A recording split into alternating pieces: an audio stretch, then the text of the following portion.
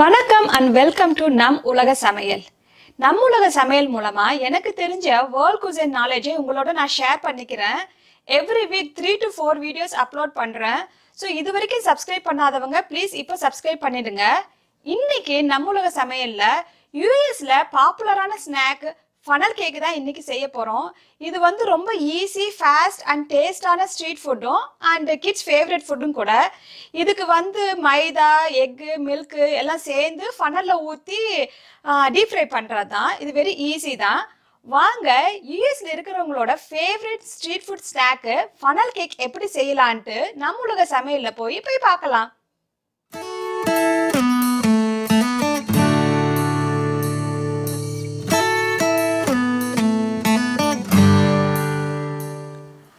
Funnel cake செய்ய தேவையான பொருட்கள் இதுதான். ஒரு cup maida and 1/4 cup powder sugar. Powder sugar உங்களுக்கு கிடைக்கலன்னா நீங்கள் வீட்டில் இருக்கிற சுகரே எடுத்து மிக்சியில் போட்டு பவுடர் பண்ணிக்கலாம். 1 egg, 1 cup milk, 2 table spoon sugar and 1/2 spoon baking powder, 1/2 spoon vanilla essence, 1/4 spoon salt. இதுதான் ஃபனல். நான் இதில் தான் ஃபனல் கேக் ஊற்றி செய்ய போகிறேன். ஸோ அப்படி இல்லைன்னா நீங்கள் வீட்டில் இருக்கிற எந்த டைப்பான ஃபனலை ஊற்றி வச்சுக்கலாம். பட் ஆனால் நீங்கள் கொஞ்சம் ஹோல் வந்து பெருசாக இருக்கிற மாதிரி எடுத்துக்கோங்க. இந்த மாதிரி கொஞ்சம் பெருசாக இருக்கணும். ஸோ அந்த மாதிரி எடுத்துக்கிட்டால் கொஞ்சம் திக்காக வரும். இது கொஞ்சம் தின்னாக இருக்குது, அதனால் நான் இது எடுத்துக்கல. ஸோ திக்காக வேணும் ஃபனல் கேக்கு. ஸோ அந்த மாதிரி பெரிய ஹோலாக இருக்கிற மாதிரி எடுத்துக்கோங்க. அப்படி இல்லைன்னா இது ஜஸ்ட்டு கொஞ்சம் கீழே வரைக்கும் கட் பண்ணிக்கோங்க. அப்போ கொஞ்சம் பெரிய ஹோலாக வந்துடும், சின்னதாக இருந்தால் கூட.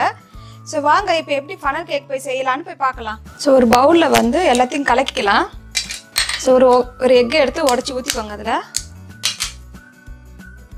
ஸோ அதோட 1 கப்பு மில்க் ஊற்றிக்கோங்க. இந்த விஸ்கி வச்சு அடிச்சுக்கோங்க நல்லா. இது கூட வெனிலா எசன்ஸ் ஊற்றிக்கலாம். ஒரு 1/2 spoon vanilla essence and 2 table spoon sugar. நல்லா கொஞ்சம் மிக்ஸ் ஆகிற வரைக்கும் நல்லா பீட் பண்ணிக்கோங்க.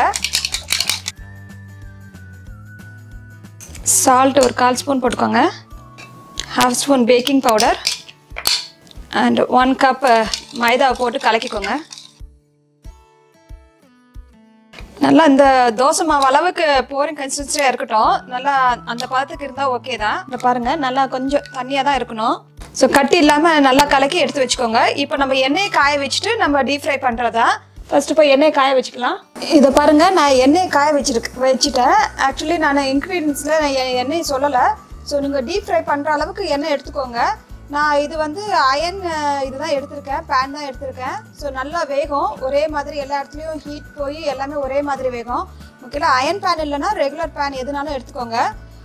கொஞ்சம் ரொம்ப ஹையில் வைக்க வேண்டாம். எண்ணெய் ஒரு மீடியம் ஹீட்டில் வச்சு கொஞ்சம் நம்ம பஜ்ஜியெல்லாம் பொரிக்கிற அளவுக்கு அந்த மாதிரி வச்சா போதும்.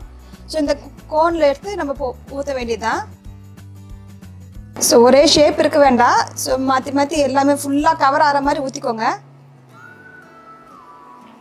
ஜிலேபி மாதிரி ஊற்றிக்கோங்க. எல்லாத்தையும் ஃபுல்லாக ஸ்பேஸ் எல்லாம் கவர் ஆகிற மாதிரி ஊற்றி எடுத்துடுங்க.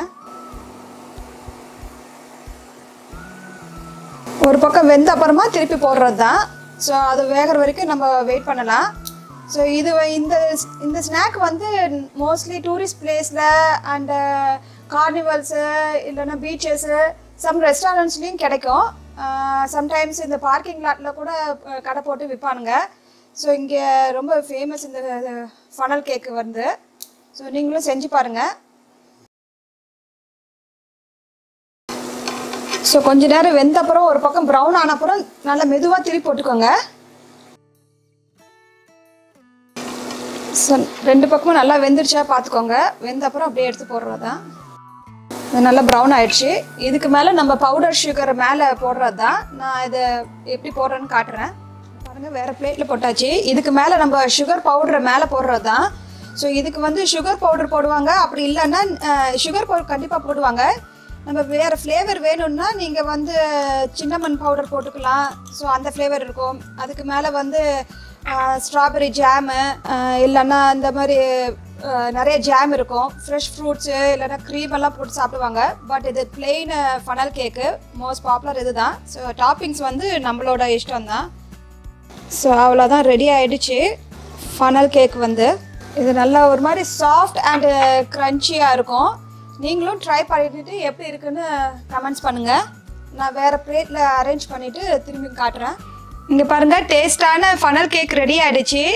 நீங்களும் கண்டிப்பாக இதை செஞ்சு பாருங்கள், ரொம்ப நல்லாயிருக்கும். செஞ்சு பார்த்துட்டு எப்படி இருக்குன்னு கமெண்ட்ஸ் பண்ணுங்கள். லைக் பண்ணுங்கள், ஷேர் பண்ணுங்கள் அண்ட் சப்ஸ்கிரைப் பண்ணுங்கள்.